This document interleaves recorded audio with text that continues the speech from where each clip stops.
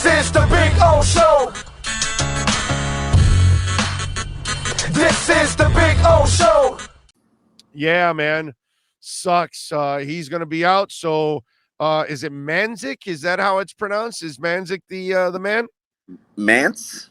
I don't know. I don't know how it's pronounced. Okay. Joe Shad is usually our pronunciation guy around here, but that's a good question. He's going to be rocking for at least the next 4 weeks. It'll be interesting to see whether or not this is longer. Flores will not specify. If it's a foot injury, you have to think it's going to be longer. Foots usually take about 6 weeks to heal. The thing about this is that, Mance is a veteran starter. I believe he started 28 games. So there's the potential that you could be enhancing your unit because you're not exactly going to a young, inexperienced player. You're going to a stopgap, which is pretty much why Dieter actually got the job. They didn't want to go that route. And I think Dieter had been playing okay, but let's not act like he wasn't. He was a star or shining.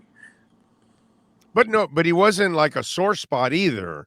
So I got to give him. I mean, listen, this is a new position for the kid. So yes. I got a guy that hasn't played a lot in the first year. It was okay, just like everybody else on their offensive line. I mean, I was very interested to hear that Flores was kind of critical about Robert Hunt, who I think had probably been the most consistent player on the offensive line. But he talked about consistency. We got to get consistency, and clearly that's something should be a priority for the entire unit, consistency. The one thing I've learned, everybody knows I love and I'm obsessed with trench play. And the one thing I've learned about trench play is, Joey Porter taught me you could be a Pro Bowler with 3 wins a game.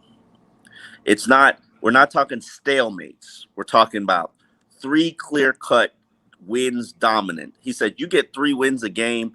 That's a tackle for loss. That's a sack. That's a forced fumble. That's a big third down stop. You get 3 wins per game, you're going to be You're going to be at the Pro Bowl. Now flip it on the other side. You can't have 3 losses on the offensive line. Right. Like one bad play, and the worst offensive lineman I've seen down here was actually Mark Colombo, but outside of Mark Colombo, who is now a supposedly ridiculously good offensive line coach, it was Dallas Thomas. And Dallas Thomas would be okay to borderline decent for 50 plays a game. But then there were 5 plays, and you don't know when they were coming. You don't know what down they were coming. Usually they came in bad moments, actually. You don't know what drive it was. But there were going to be 5 disasters. And those 5 disasters cost you a game. And, and he's right. There are instances where it's 2 plays to Jesse Davis. It's 3 plays to Robert Hunt. It's 5 plays to Austin Jackson. It's, 3 plays to Liam Eichenberg. And you add that all up, you've got basically offensive line ruining about 15 to 20 plays a game. And, you can't play like that.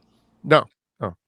They definitely have to improve. Now, they were a little better this week. So now we will see if somehow they can get better again this week against Colts team. Without a new starter. And now I believe I heard a stat that the Dolphins had the most offensive line changes since I didn't get the during 10,000. I want to say it's 2010, I think. Yeah. I wasn't surprised. No. But, it was kind of disappointing to know and hear and see. But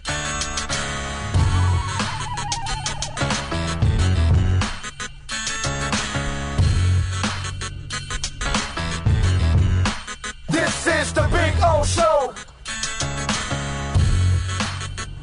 This is the